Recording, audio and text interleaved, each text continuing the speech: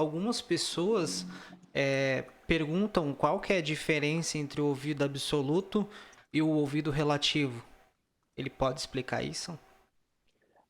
That's so interesting because some people ask what's the difference between air pitch e qual que é o outro?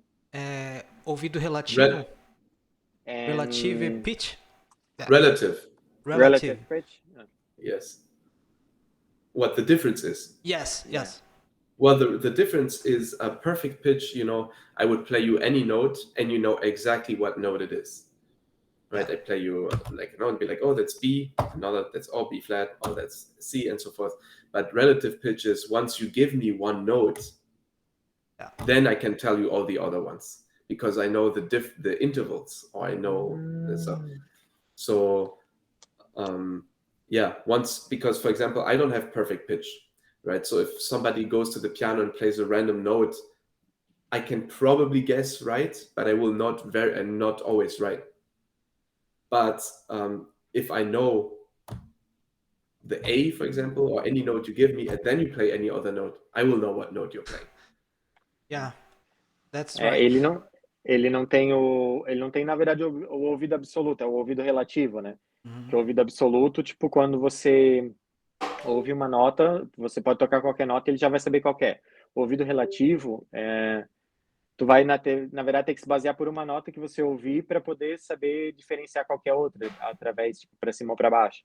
Então, o que ele tem realmente é o ouvido relativo. Se tu toca a letra Lá, aí, tipo, ele vai conseguir identificar as outras. Claro que, tipo, se tu tocar qualquer letra, qualquer nota, ele provavelmente vai saber dizer, assim, realmente...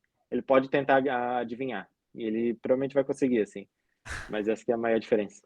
Yeah, and to be honest, I prefer having a relative pitch because, especially when you start working with a bird song or with any, everything that's not well tempered, like our piano, it gets really, really complicated. For example, birds or any other animals, or they don't sing in the well-tempered system like we have on a piano, right? So if you have perfect pitch, you might be very confused by what notes you hear first. And the other part is when you have perfect pitch, it's linked to a very specific frequency, right? So for example, my grandma had perfect pitch, but in her lifetime, the tuning system went up. So when she was later in her life, like she was hearing everything almost half a step lower than it was. Yeah. Because, for example, they would play an A and she was thinking, oh, that's like, that's not an A, that's actually a B flat. So everyone would play a B flat. Oh, no, she would hear it as a G sharp, right? Because it's lower. Because everything changed. Like, for example, concert pitch A, and when you go to like an orchestra and they tune, they use 440 hertz or like 442 hertz. Yeah. But this changed over time, right? For example, in the Baroque, it was 416 hertz. Yeah. So this changed.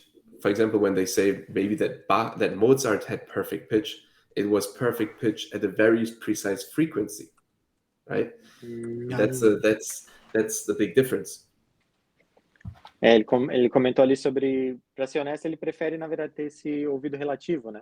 Porque quando começa a trabalhar, principalmente como ele trabalhou com músicas de pássaros, assim, tipo, tu ouve... Quem tem o ouvido absoluto, tipo, tu vai ouvir uma certa frequência, então isso pode ser muito problemático. Tá? Até porque há diferenças, né? Que até próprio tipo de orquestra para câmera, tipo, acaba mudando um pouco das frequências. Ele até comentou que a avó dele, tipo, a avó dela tem ouvido absoluto. Porém, quando ela ficou mais velha, ela começou a ouvir num tempo diferente, numa frequência diferente. Então, às vezes era tipo, era letra, era si, eu acho que era lá e foi para si, tipo, ou parecia um sol, sabe?